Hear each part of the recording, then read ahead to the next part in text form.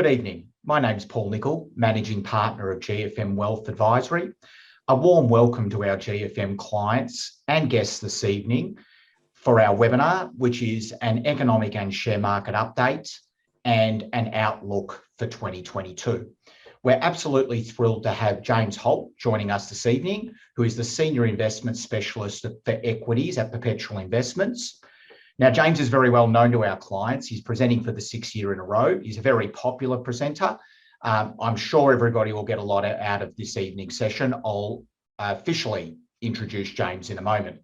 In addition to James, we have our three senior advisors joining us this evening: Patrick Malcolm, James Maliaros, and Sam Eli. So firstly, welcome, Patrick. Good evening, guys. Good evening, Paul. Hope everyone's well. And James, good evening. James Maliaros, that is. Good evening, Paul. Good evening, everyone. Can't believe it's that time of year again. It's just passed so quickly. Certainly has, James, and welcome, Sam. Thanks, Paul. Good to be here. Excellent. So the way this evening's webinar is going to work is after I formally introduce James, Patrick, James Maliaros, and Sam, they'll ask questions that during the webinar invite, we asked our clients if there were any questions for this evening's webinar. We got lots of requests for questions. So Patrick, James, and Sam will go through those questions. It's incredible to think that 2021 is nearly over. There's no doubt 2021's been a difficult year with the COVID environment, particularly Melbourne and Sydney, and the lockdown environment. It hasn't been easy. But at the time of this webinar, things look a lot more encouraging than they have for quite a while.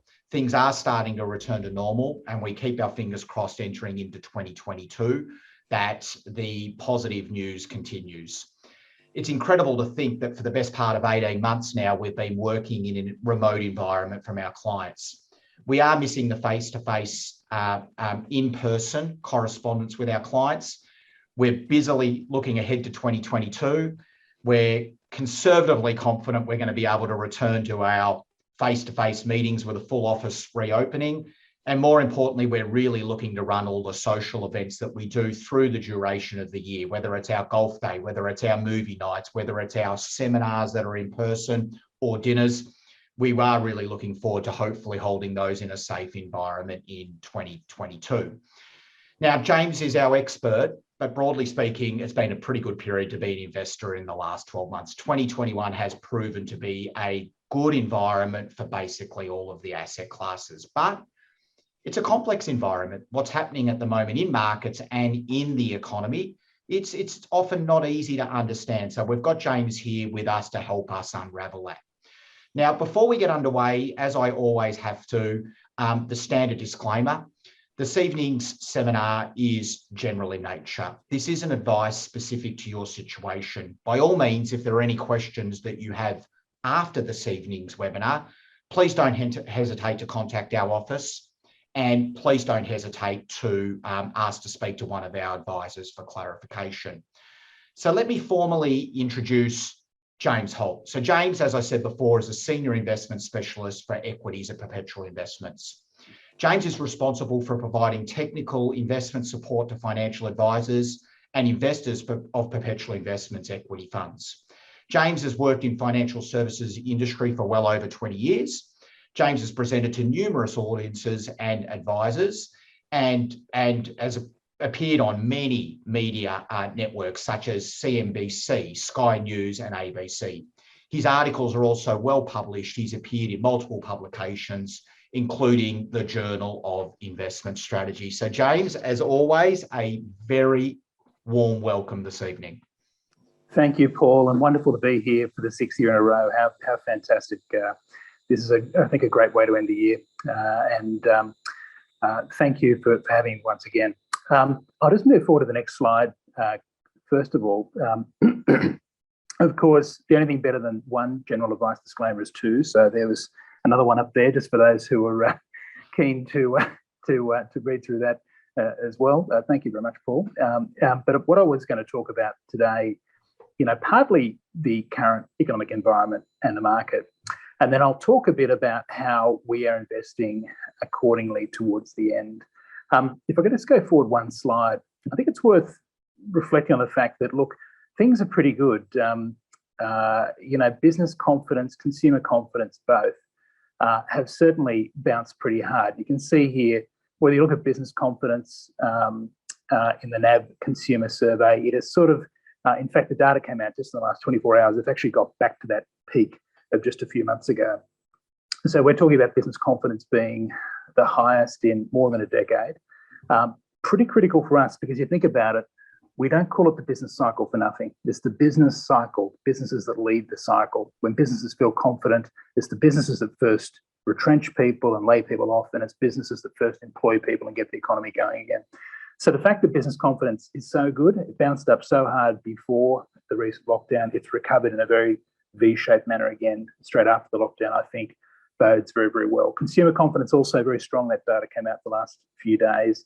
And we regained sort of employment highs before the lockdown. I think we will again pretty quickly as the economy unfolds over the next few months. The fiscal and monetary stimulus was big, by and large ended in March of this year. A little bit of extra stimulus through the lockdown period, but most of it's sort of now gone. And the Reserve Bank is obviously looking to start to wind down its QE program as well. And remember, although lockdown was painful, it was certainly a long one for us as well as you all in Victoria. There were also net probably winners from the whole process. So there's about an extra 230 billion in excess savings post the lockdown. So that's a little bit over 10% of GDP. And we think coming out of the lockdown, that's why we're seeing this quite strong bounce back in activity. You've probably seen surveys today showing employment opportunities are rising about 20%. So very, very strong activity, we think, is we're in a pretty good spot there. So look, I'd say net overall, the way to think about COVID, I think about a war. During war, we send our troops overseas. It's a dull period, obviously. There's some negativity at home during the lockdown. And then eventually when the war's over, the troops come home and it's happy days are here again. And that's very much what I think COVID will do. So I think we've already seen this with goods.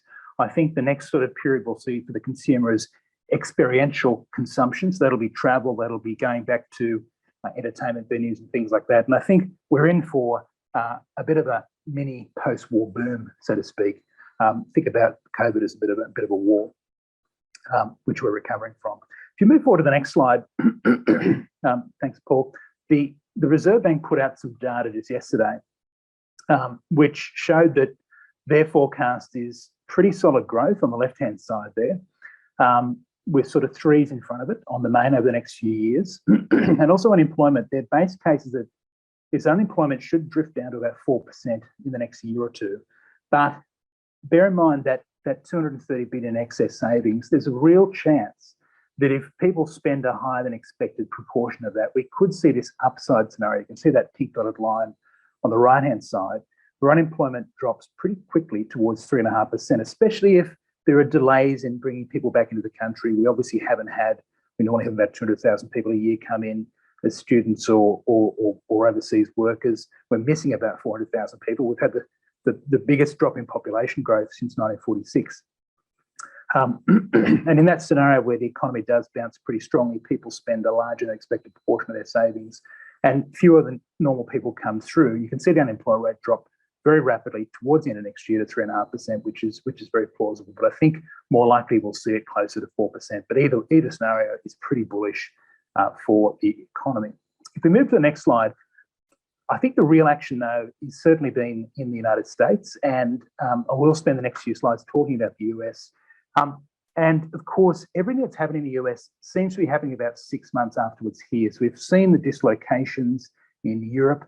We've seen dislocations in supplies in the United States as well. That's heading here for Christmas, unfortunately. So there will be shortages probably over the Christmas period. We've seen lumber prices, timber prices. We've seen steel. Anyone who's in the construction industry at the moment is struggling to get hold of. Someone gave me the anecdote the other day that they were trying to buy aluminium and it had gone through the roof. And the reason aluminium had gone through the roof is because timber had already gone through the roof. So we're just running out of supplies for a lot of materials. And it hasn't quite hit in full force here in the way that it has in the US and Europe, but we're getting there. But in terms of the US, look, I think it's worthwhile noting how quickly the recovery took place. You can see here retail sales over the past few years compare the COVID recovery, that's number 2 there, compared to the GFC. I've added a trend line in here as well. That's the dotted line. So you can see what happened after the GFC hit. It took until about 2014 for consumption to return to its former pathway. So it was about a 6-7 year recovery period. It took about 3 months for retail sales to recover after COVID. And you can see, in fact, retail sales are well above trend. And of course, as the economy unlocks, as it gets out of lockdown, we may see that number bounce along quite strongly for some period of time.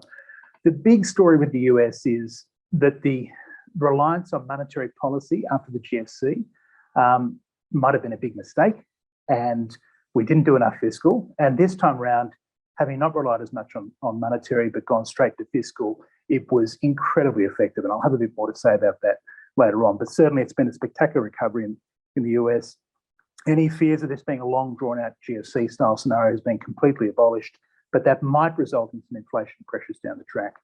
If we move to the next slide, you can see again, the fear was we would have one of these long drawn out recoveries. You can see 89, 2000, 2007. We got very used to telling people that beware, that recoveries are taking longer. Jobless recoveries were more the norm. It would be longer for those recoveries to get back to our previous peaks, and be prepared for the fact that there wouldn't be any jobs appearing from there as well. That's been completely banished, if you like, from the COVID recession. You can see there, although the recession was a deep V, the recovery in the V has been remarkable. And in fact, the whole thing is sort of over in about a 1.5 year period. So the US is not far off fully recovering. We've already fully recovered. And as I said, the only challenge, I think, could be some inflation pressure that starts to develop. If you like, we've gone straight back to the tight situation of the late cycle in 2019 before COVID actually hit. Moving to the next slide. That's particularly evident in the jobs market. And look, these aren't always perfectly predictive. And I think we've also got to bear in mind that this is an unusual period. So I'm cautious about interpreting this data, but all it is that you can see there in light blue, the US unemployment rate. And then in dark blue is the NFIB, so the National Bureau of Business, their hiring intentions, which is measured on the right-hand side. And that axis has been inverted. So we're trying to measure a rise in the NFIB hiring intentions against the unemployment rate to see what the pattern is. There's a very tight correlation here historically. So when the National Federation of Business says we want to hire, there's a very strong correlation a few months later with the unemployment rate. But you can see there what it's saying is that the jobs recovery, just in the next few months in the US, this is what the model is telling us, we're heading towards an unemployment rate in the US of about 1%. Now, that seems impossible. Maybe it is impossible, but that's what this survey says. And as you can see there, historically, for the past 30, 35 years, it's had a really good correlation with reality. So how do we interpret this? Well, I think we've got to bear in mind that although the GDP numbers may not necessarily look that great from month to month, and we had a disappointing number recently with lockdown, it's improving again now. We'll wait and see what happens. I think the real action is going to be watching the jobs market. And the US could print some incredibly low unemployment numbers. And you think about the reasons this might also be the case, because usually during a recession, people take it as an opportunity to bring forward their retirement. So if you think when COVID hit, you were 58, you plan to retire at 60, you might just retire straight away. So you drop out of the labour market, you don't come back. So there's probably 3, 4, 5 million people missing from the labour market at the moment, but maybe only 2 or 3 of those million might actually come back in. And that would push unemployment down faster than expected because the dropout factor was much higher.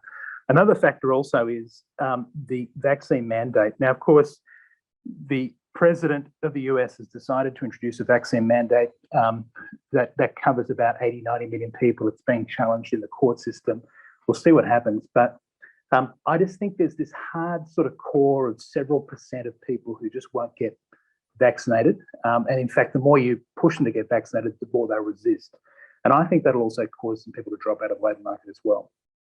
So I think that might be what this data is telling us, that businesses are desperate to hire people, they're desperately short of staff. At the moment, the number of jobs that are open, the jobs that are available in the US economy stands at about 10.5 million. That's about 3 million higher than it's been at previous peaks. So it's an incredibly high number of people. There's only about 8 million people unemployed in total. So you can see how the numbers add up quite well. Because the reason those numbers haven't fallen quickly is because businesses are struggling to find the right people. So maybe the people who are unemployed aren't quite a skills match for the people businesses need. But either way, I think this is telling us that the jobs market will get very, very tight in the months ahead.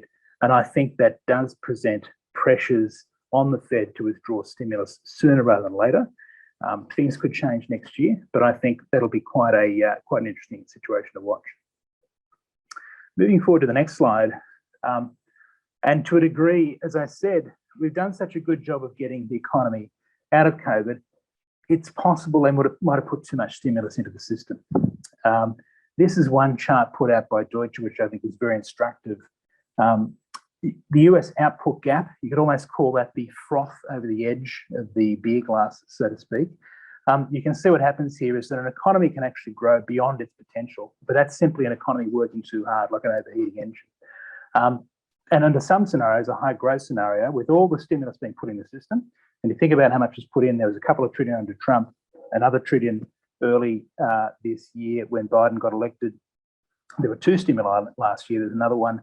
It adds up to about 25% of GDP. And of course, the Democrats just passed the $1 trillion infrastructure stimulus. There's possibly another $2 trillion to come in additional stimulus. That's another $3 trillion altogether.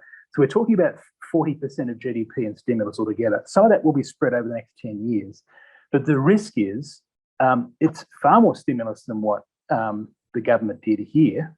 We didn't spend, $1 trillion. We spent a couple of $100 billion.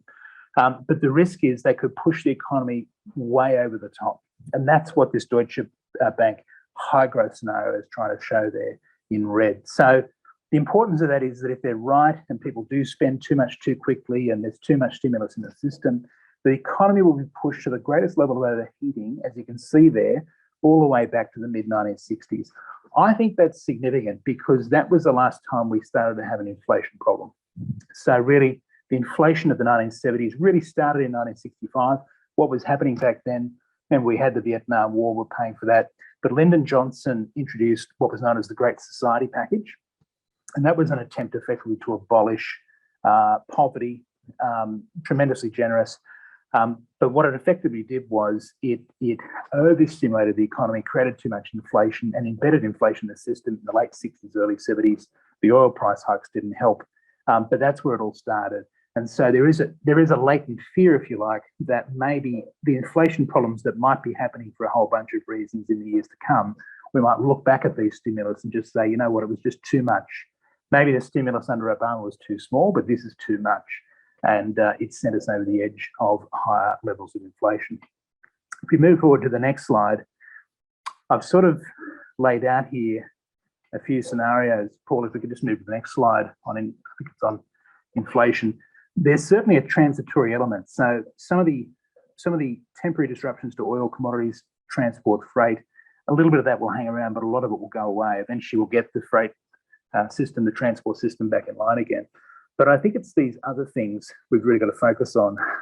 Are we now potentially addicted to this new fiscal regime that's worked so well?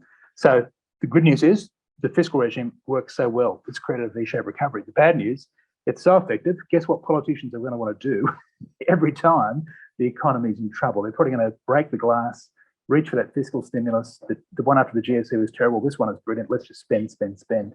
By the way, that's what happened in the 70s. So that is, I think, a risk that governments will reach for people's QE, so to speak, what we've just had over the past year or two, because it's proven so effective to hand out checks to people. Secondly, I don't think we've seen the peak in inflation yet. A couple of things here. First of all, house price rises in the US usually lead to inflation a few months later. Now, it's important because, again, there's a correlation between inflation in rents and also house prices. And about 40% of the CPI basket is rent or shelter. So it's a big amount of CPI yet to be printed, I think, in the next 3, 6, 12 months to come. Thirdly, the trade war is reversing. It's been in place for 10 years. Globalization has been going backwards since the GFC, but it's accelerated since COVID. For physical reasons, sometimes they've had to cut off certain suppliers. They've stopped taking goods at the ports. all those sort of things, all the things we're reading about in the papers. But on top of that, all of the risks of not having goods at the right time, and obviously a bit of saber rattling between the US and China, has alerted companies that, you know what, maybe it's not so great to have 80% of the world's glove manufacturing in Wuhan, that we in fact should diversify it around the world. And so companies looking to build more production at home. We talk to hundreds of companies all the time. All of them have told us that they are facing significant inflation pressures. We did note the other day, for example, one of the big suppliers to Woolworths told us that normally there's about 2 or 3 goods that are inflationary, and they can sort of balance out the costs in the system. At the moment, they said 80%, 90% of inputs are rising by double digit, and they've just got to pass on to consumers. So that inflation, believe me, is coming through the system at some point. Thirdly, demographics, cost of aging in the healthcare system, lower savings and higher bond yields. I think this is a slow burn one, but I put it in here because I think that's something coming in the next few years. I think in many respects, what the baby boomers do kind of set the scene. They set expectations. So I think part of the reason we've had this sort of strong move in markets from time to time is whatever the baby boomers doing, which is pretty trendy. And I think the boomers who were born between 1946 and 1965, the midpoint of their age at the moment, of course, is 65. And I think net, they'll be retiring. Over coming years, they'll be drawing down on savings. And I think that'll push up bond yields higher than would otherwise be the case. Maybe not dramatic amounts, but it might just at the margin have an impact. Decarbonisation is also happening. And I think it's a multi-decade inflation theme. And again, to put that in perspective, to sort of decarbonise cement, you'll probably wind up pushing up prices by about 65% to get the energy costs right. So it doesn't come without a price. And I think we've got to decarbonise. I think it's probably the right thing to do. But managing that cost expectation over the next 30 years, I think is going to become increasingly difficult for government. And lastly, and I think it's actually most important, upward pressure on wages. Now, that goes back to that labour market chart I had a few slides ago.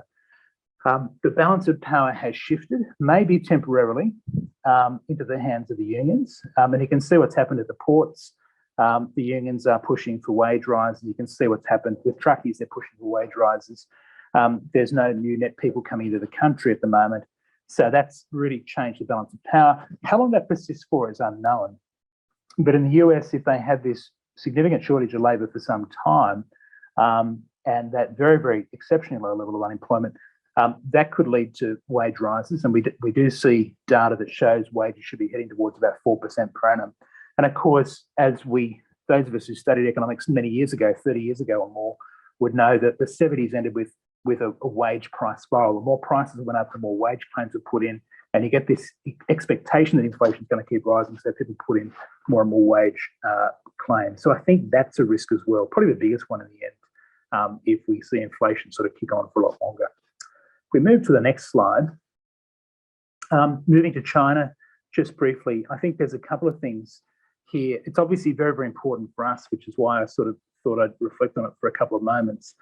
First of all, the China credit impulse, that's just credit growth. That's that khaki coloured line on the left-hand side. And the dark blue line is GDP growth. Now, as you can see there, again, they're pretty closely related. It's a credit-driven economy. There's no doubt about that. And as you can see, credit growth has gone down, and it's in fact in negative territory. It's measured on the right-hand side. So we should see growth in blue head towards low to mid single digit over the next 9 months or so. Believe me, there's a big slowdown coming in China. Is it related to Evergrande? I think it's a bit of chicken and egg. I think, as you can see from credit growth, China was slowing anyway. And I think the government has used it as an opportunity to sort of stamp on Evergrande and say, you know what, if we're slowing down anyway, we might as well try and get rid of all this property speculation in the system. They've been very hard on Evergrande, maybe a bit too hard, and maybe they've tried to be, part of the cycle too much and stamp on it too much. It might have actually triggered more murmurings in the property market than would otherwise be the case. But all I'm saying is, clearly, the data is telling us that there's a lot of bad news in terms of Chinese growth coming out over the next few months. I think iron ore prices will be pretty soft. They'll eventually recover into 2022, but that's certainly the big trend in terms of the moment. That's sort of the tactical view. But longer term, on the right-hand side there, I just thought look, I think there's a new era beginning in China in many respects. It's actually been in place for some time. And if you look at what China's done for the past 60, 70 years. There was the era of struggle, if you like, under Mao Zedong from 1949 to 1976. We then had that wonderful era of to get rich is glorious under Deng Xiaoping from 1978 to about 2017. But we now have entered a period of what's being referred to as common prosperity. Kevin Rudd, who's a China expert, has written quite well on this. You can go to the Asia Society website. There's about an 8,000-word document if you want to look at what he's had to say and the reasons behind it. It's multifaceted. Xi Jinping has talked a lot about the fact that, you know what, we struggled in the beginning to get established. Then we moved into this period where to get rich glorious and get rich quickly was very important, but that phase is over, and now we've got to balance out the wealth. We've got to make sure that everyone is prosperous in this system. We don't have these rich mega billionaires and deep impoverishment on the other hand, and that's why you've seen the government stamp down on some people flaunting their wealth too much. They've stamped down on, they think, monopolists and internet companies that have been grabbing too big a share of the pie. That's all driven by this shift, and it's not a 1 or 2 year thing. The point I'm making here is there's a multi-year thing coming, driven by Xi Jinping to sort of bring about this era of common prosperity and sort of change the direction of the country in that respect. It doesn't mean the economy is going to stop; it's going to keep growing, but it will be probably slower growth, which was a period that was heading into anyway. We move to the next slide. I think also I won't spend too long here, but certainly signs of speculation. Margin debt to GDP. You can see penny stock trading activity surge to the roof. Robinhood uses Robinhood as a kids, even teenagers are using Robinhood to trade stocks. All signs of kind of the excess era of speculation. Things were getting speculative in 2019, and then we had the lull. But of course, everyone, what do you do when you're at home not working? People start speculating on stocks, or they get their redundancy payout and they start speculating on stocks. We've seen plenty of that. Performance of the non-profitable tech basket has gone through the roof. Doesn't make any sense, but it has. And on the next slide, we do have a few examples there as well of kind of Tesla, which has been up and down as over $1,000 a share now, and of course dropped dramatically the last couple of days. Afterpay, again, we think there's a lot of companies here that don't really have a lot of substance behind them, but have been going dramatically through the roof despite all of that. I'd say another one here in the market is WiseTech. Again, look, in many respects, I think promoted himself very well, has done an exceptionally good job, but unfortunately, we have spent a long time trying to figure out what some of these companies do, like WiseTech. We still can't work it out how they really make money. So I think eventually at some point, that process will come to an end. The cryptocurrencies, Bitcoin, Ethereum, Ripple, when I catch up with younger people, they are exceptionally excited about these cryptocurrencies. I still don't quite work out what they do, and I can't quite work out electronic money. Well, we've had that for many decades in the form of credit cards. I think there's something to crypto. I think instead of thinking about it as a currency, I think it's just another asset. But I certainly wouldn't be running out and putting all my money into crypto. I think that's quite dangerous. But maybe having a little bit of exposure, a bit like gold in a small part of the portfolio, may not necessarily do some harm long term. But I'd be very, very wary about focusing on any individual currency, because I think 90% of them will disappear over time. There might be a handful of winners. Like every boom in history, we've had the tech boom, we've had property booms. 100 years ago, believe it or not, we had a bicycle boom. In the 1890s, hundreds of companies were formed to build bicycles. Everyone wanted a bicycle. It became the greatest trendy technology in the UK in the 1890s. And of course, too many companies were formed, too many bicycles were built. And by the late 1890s, 70% of bicycle companies went out of business. I think Bitcoin, crypto, not unlike many of these other booms, it's simply gone over the top, and 70, 80, 90% of them will go bankrupt or be out of business at some point. A handful of survivors will do okay, but they'll add something to the system. I'm just not quite sure yet what it is, and maybe a tiny exposure, not too bad, but I certainly wouldn't make it 40% of people's portfolios. Next slide. Thanks, Paul. Special purpose acquisition companies were another feature in the last 12 months or so. So they're also known as SPACs. And they literally are companies. They're like a blind company. They're a company that's formed without a purpose in mind, and that you trust the entrepreneur to use the money to make an investment, which is quite exciting. Now, again, can be a legitimate thing, can be legitimate for people to raise the money in anticipation of buying some bargains or whatever on the market, which they haven't quite figured out what they are yet. We did see in the last 12 months though, rap singers, basketballers form SPACs. That's usually a sign that it's gone too far. I'm just waiting for cab drivers to start launching SPACs or something, but usually that's a sign that we've reached the excess. But I just thought I'd put it out there as something that's certainly been newsworthy of late. On to the next slide. Thanks. And some examples. I think we've seen Melbourne Capital, which nearly got blown up because all those pirates in Reddit came in and boosted GameStop, which Melbourne was short. So they were trying to short sell GameStop. The retail army came in and boosted the share price up. This is quite unusual activity. Archegos was a gigantic hedge fund, about 30, 40 billion, went broke overnight because it had the wrong trades in place, levered 4 times over. Greensill Capital, remember Greensill was everywhere only 6, 12 months ago. Lex Greensill, sound like a very good story, but I'm always wary of billionaires that appear overnight from nowhere. I'd never heard of him until about 18 months ago. Suddenly Greensill's everywhere. It's a multi-billion-dollar company. And in fact, it was just another over-leveraged financial story, which blew up. And of course, Evergrande we've had more recently. So we've certainly had examples of these appear. And I think, unfortunately, in the next 12, 18 months, I think we're going to see another 10 of these sort of events. So there's more of them to come. And it's a good reason to be conservative overall in terms of the way you're looking at the world. Next slide. Thanks, Paul. Where should interest rates be? One of the great conundrums is that you can see the economy, the manufacturing PMI, that's just a gauge of how strong the economy is in light blue, is very high. And the bond yield in dark blue, measured on the left-hand axis, should be about 3.5 to 4%. Our 10-year bond should be 3.5 to 4%. The US 10-year should be 3.5 to 4%. And in fact, they're somewhere between 1.5 and 2.5. They're way too low. So the missing link here is that the economy is so strong, bond yields should be a lot higher. They in fact aren't. The reason they aren't is because the gentleman on screen, Jerome Powell, is buying them at a rate of 300 billion a month. That activity is starting to slow down though. So we do think maybe the manufacturing PMI, that the data comes back down to earth again.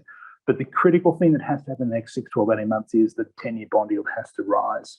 We've got to see that an arbitrage, if you like, between those two things. Just move to the next slide for a second.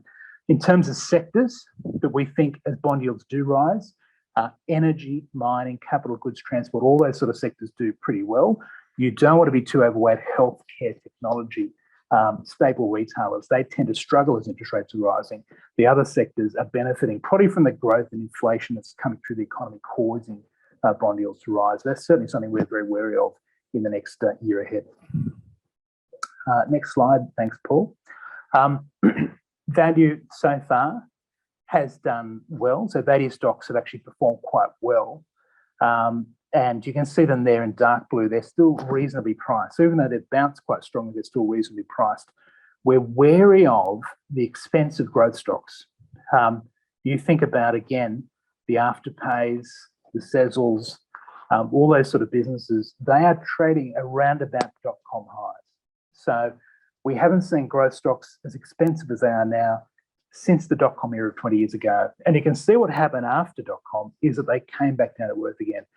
Our view is that gravity will eventually get these stocks for some reason or other. Maybe it's bond yields going up, maybe it's inflation going up, maybe it's the Reserve Bank tightening policy, whatever. Something causes all these stocks to revert to the mean, and we think that's a dangerous place to be. So far, value stocks have performed quite well. We think growth stocks are also going to perform poorly in the period ahead. They've corrected a little bit, but as you can see, it's not nearly enough to compensate for the correction we think is yet to come. If we move forward one slide, value's done better long term compared to growth. Buying bargains beats buying expensive stocks. It's logical in my view, but that's certainly what's happened in the longer term. And on the next slide, and so far, we're only still about a year, 18 months into this process. The last time we saw value outperform growth on a 5-year basis and reach a peak took 72 months. It took from the GFC 2009 right through to 2015. Now, it doesn't mean history always rhymes. History rhymes, sometimes it repeats, sometimes it rhymes. But we think it's too early to call the end of the value rally. We think value has done well for 18 months. We think it's got another few years ahead of it, at least, if not just for the value stocks rising, all the cheap companies out there that are rising back to their natural value, but because the growth stocks have to come back down to earth again. We think that process is incomplete, and we'll see that in 2022 and 2023. And moving forward to the next slide. In terms of what we see out there in terms of opportunities, I'd say a few things. We think we should still be overweight value. I'm just moving to the right-hand side here. Clearly, the death of value investing, the death of sort of Warren Buffett's way of doing things was clearly exaggerated. I think it always, in the end, wins out because it's very logical.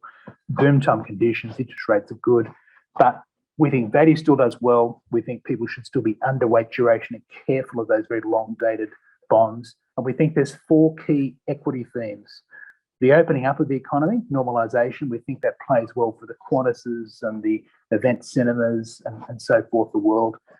We think people should be long insurance, so Suncorp, IAG, those sort of companies, because they do well. The banks have already done well, but the insurers have been largely left behind, and we think there's more insurance catch up to come.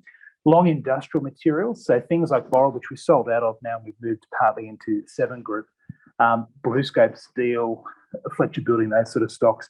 And lastly, metals. Now, for 2 reasons, because those metals like mineral sands and nickel and so forth, copper, they do well because of the business cycle getting stronger anyway. But on top of that, we think there's a big shortage in copper and nickel in years to come due to decarbonisation. The amount of nickel and copper in electric vehicles, things like that, is far higher than conventional cars. And in fact, demand, we think, will swamp supply. And we think those commodities are in not just a cyclical upswing, but they'll be in structural demand for a long period to come. So thank you very, very much. I hope that's been a benefit. That's my comments. Happy to hand over to Paul and the team. Thanks, James. That was terrific. First question, Paul was going to ask this one, but I think he's a little bit embarrassed. He sold some of his CSL shares, James, and he went and bought a whole heap of Dogecoin. What do you think you should do now? I think you should run for the hills and put it back. That's very good advice. It's very good advice. No. My serious question was, look, I think there's many legacies of COVID, James, and in an economic sense, one of the legacies is global debt levels. The numbers are just astronomical. You know, we're almost at 300 trillion. Yep. 90 trillion in emerging markets, with China having 55 trillion alone. So you sort of, what's the impact of these global debt levels on economies, on markets, and how do you think it plays out? Look, I think it's a really good question. I think it's an excellent question. And I think it's one the people have kind of ignored through COVID. We've kind of written the checks and we'll work out how to pay for them later.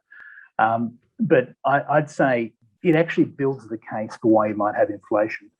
Partly, governments may want to generate inflation to pay it off. So if you think about what happened in the 1970s, although they created too much inflation in 1967 onwards, and inflation hit sort of 5, 6, 7, 10% per annum. So in the course of a decade, 10% inflation per annum, the value of the dollar halved, US dollar.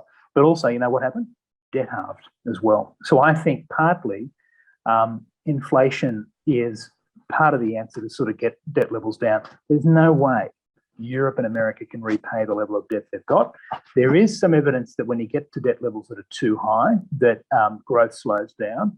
And in South America and other parts of the world, the way they get rid of their debt is they just stop paying it. But in America, what they did was in the 70s, they just created more inflation. And that high level of inflation just sort of inflated away the debt to a degree.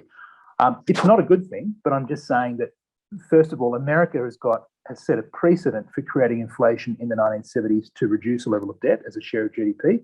Effectively, when you think about it, the debt stays the same, but if you think about it, growth should be maybe 2% inflation and 3% growth, 5%.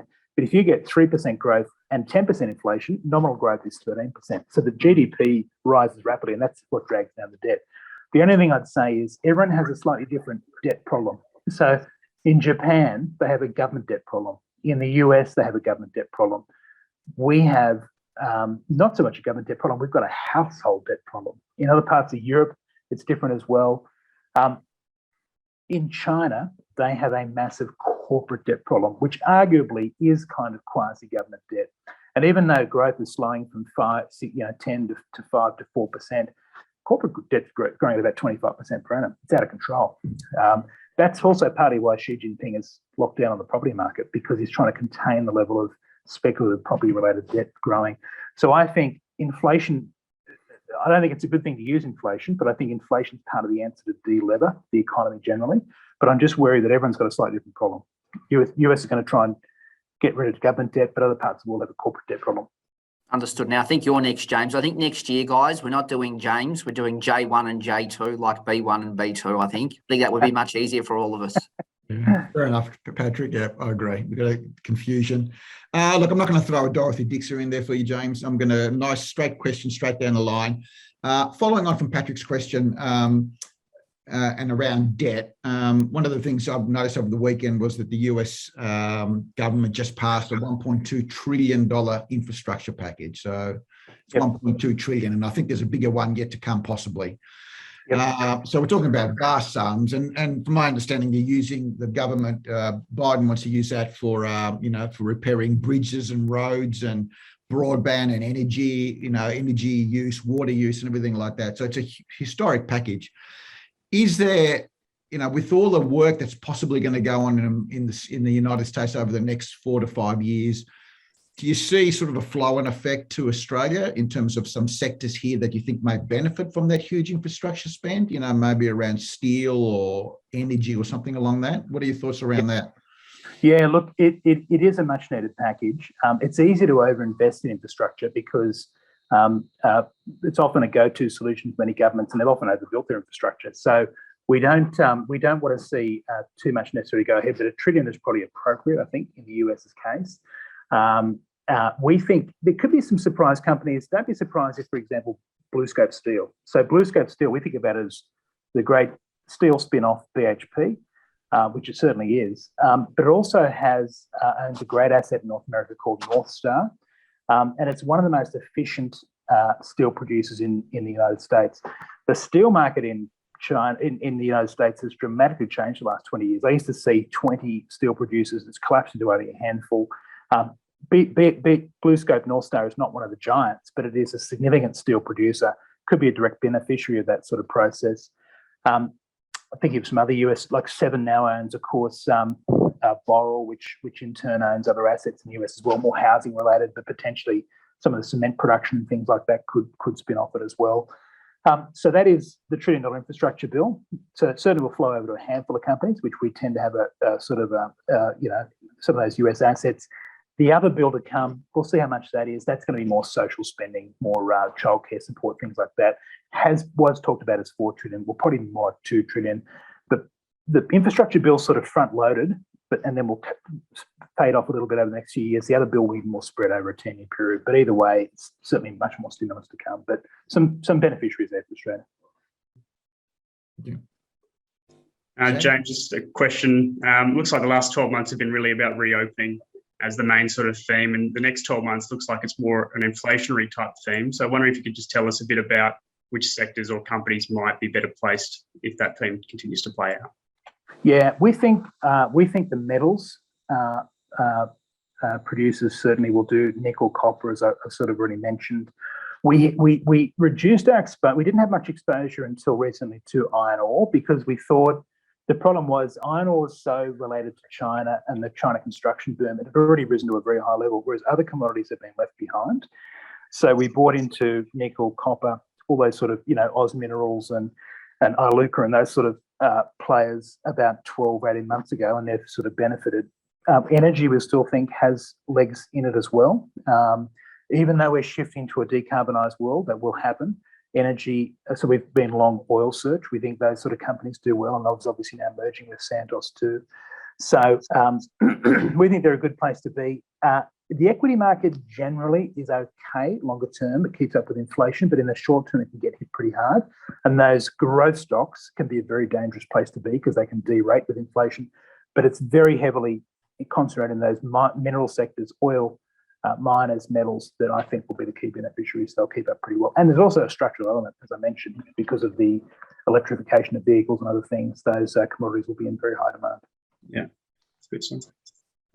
James, as always, your explanations have been absolutely fantastic. We're going to give that voice a little bit of a rest for a moment. So, back by popular demand is where the panel here tonight put their thinking caps on and make some predictions for 2022. So I'm going to ask each panel member to come up with one financial prediction for 2022 and one non-financial prediction for 2022. So look, I'm going to start with James Maliaros first. James, so what's your financial prediction for 2022? Thanks, Paul. I get to go first. Thank you. Look, for financial, I think the big theme, investment theme for next year is going to continue to be in that ESG field. I think one thing we noticed from COP26 is that there's a huge demand and interest in that area. And we're noticing more and more of this theme is coming out in the investment world that we deal with every day. I think there'll be more funds, more providers, more players out there. So I think it's going to be hugely in demand, but I think also to the supply side will be there as well too. So you're going to see more and more offers out there in relation to choosing companies, investing in companies that have got that really ESG theme around it. I mean, we think it's important. You can drive good returns from really good companies that behave well and do the right thing. So that's from an investment perspective. Non-investment perspective, well, last year I completely got it wrong with my footy tipping, so I won't go there. Kiss of death, James. Yeah, I guess the death of Richmond. So anyway, I'll go politics. How about that? So I reckon the last couple of years incumbency has been a golden ticket for governments. If you look at elections around Australia, in Queensland, WA, and a lot of places around the world, during uncertain times, incumbency is always a good thing to do. I reckon things are changing pretty quickly, and I reckon probably in 2022, incumbency could be an issue. And that, I wouldn't be surprised if we see change in governments, both federally earlier in the year, maybe state towards the end of the year. And I know that the US is coming up to midterm elections, and I think Biden may get hit pretty hard in those midterm elections. So that's my thoughts. Oh, I like it, James. Very good. Okay, Sam, over to you. One financial prediction and one non-financial prediction. Okay, on the financial front, going to be, I don't know if it's bullish or conservatively bullish, but I'm going to say by end of financial year 2022, the ASX 200 will get to 8,000. That's my financial prediction. And then on the non-financial prediction, I am going to give my team the kiss of death. They can't really be that much worse. We finished 9th, the Eagles for the grand final, and hopefully premiers in FY22. See how we go. Oh, Sam. I know. I'm going to live to regret it, but I've put it out there now. Okay. Patrick, now let me hand over to you. One financial and one non-financial prediction. Thanks, Paul. So we're going to revisit my one from last year. I said I thought Aussie would beat his international shares. It's 364 years. 364 years. Goodness me, it feels like 364 years during COVID. 364 days since we last caught up. And my prediction was wrong, but I was very happy for it to be wrong because international shares have made 30% and Australian shares have made 22%. Perhaps didn't think markets were going to be that strong. So very happy to be wrong with that one. My financial prediction is mergers and acquisitions is a very big theme at the moment. I think a top 20 ASX stock will get taken out in the next 12 months. I'm going to exclude Afterpay. Afterpay's 14th on the ASX market capitalisation. There's a bit of corporate activity there. Well, that's happened, right? But excluding Afterpay, I think one of the top 20 stocks will get taken out, and that mergers and acquisition theme will continue to be strong. My non-financial, I'm going to go along golf again. It was a terrible prediction last year. I think Dustin Johnson won the Masters by about 25 shots. But there's an Australian golfer who won his first tour event a couple of weeks ago, Lucas Herbert. He's just snuck into the top 50. Missed the cut this week. I think he celebrated a little bit too hard after his first victory. There's 3 Australians above him. I think he'll be the top-ranked Australian golfer by the end of the year. And I think he'll go into the top 20 as well. We've got 8 Australians in the top 100. It's actually 8 in the top 90. I think Lucas Herbert will go into the top 20. It's been a long time since we've had an Australian golfer in the top 20 of the world, and I think he'll get there. Fantastic. Okay. James, I'll let you go now. James Holt, that is. One financial, one non-financial prediction. Thank you. I think I'd say with financial, I would say there's a very strong chance the dollar will go over 80 cents before we speak again. And I'll base that on the fact that we are ahead of the US in terms of the recovery. The economy is a lot stronger. And that as we see time and time again, if you just have a slightly higher rate of interest in the rest of the world, global capital pours into your currency, and I think that'll give a good lift to the Australian dollar. So I think it'll be over 80 cents. In terms of non-financial, I'm gonna double down on J2's prediction and say that the Democrats will have their worst results in the midterm since 1928. Wow. Okay, we've got two in the same boat there. That's interesting. Okay, well, I'll finish off. I've been really procrastinating over this, but I think I'm going to be largely fairly boring. I'm going to make two non-financial predictions, both sport related. I do apologise. The first is, I'm sorry to the Collingwood supporters out there, but I think Collingwood will win the wooden spoon in season 2022 in the AFL. And I think the Socceroos are going to qualify for the World Cup and for the first time ever make it past the group stage in late 2022. So that's the non-financial predictions. And my financial prediction, it's pretty boring. It's not CSL. It's not cryptocurrency. And we're not a cryptocurrency advocate, despite Patrick's jesting. I think in the November meeting of the RBA, they indicated they're going to keep rates on hold during 2022, or at least they'd like to. They were previously on record as saying rates would stay on hold till the end of 2023 into 2024. I believe it's inevitable that the RBA will need to increase interest rates at some point in 2022. So that's my prediction. So look, James, as always, 6th year in a row, we can't tell you how much or how grateful we are for your support in assisting us with these end of year webinars or seminars when we're able to have you down from Sydney to present in front of our clients. On behalf of the GFM team and the GFM clients, we wish you the best for the rest of the year. We hope you have a great lead up to Christmas, a great Christmas and New Year, and hopefully a bit of a time for a break. And we look forward to catching up with you into next year. Thanks for all your time, James, and thanks to the panelists. Thank you, James. Thanks, James. Thanks, Paul. Always Thank you. great to have you. Great to be here. Thank you. Good on you, James. Bye-bye.